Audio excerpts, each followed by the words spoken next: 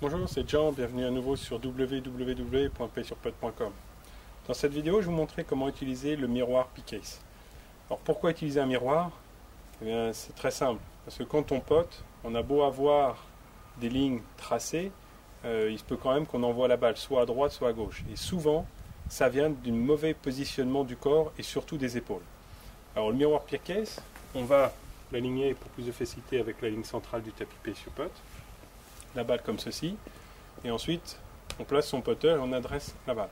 Ce qui est très important, c'est que les yeux doivent se positionner juste sur cette ligne pointillée là. Et là, vous avez la ligne pour les épaules.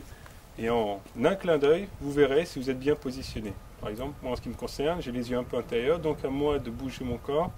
Là, les yeux sont sur la ligne pointillée, et mes épaules, là j'ai les épaules par exemple un petit peu vers la gauche, donc à moins de recentrer les épaules.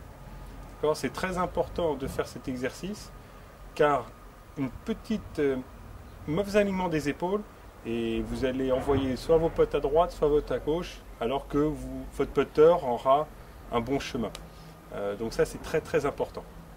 Ensuite, les lignes, les graduations rouges vont vous servir à travailler votre mouvement pendulaire. Surtout pour les petits potes. La plupart des gens ont tendance à décélérer lors des petits potes. Donc là, vous devez avoir 3 graduations à droite pour le backswing.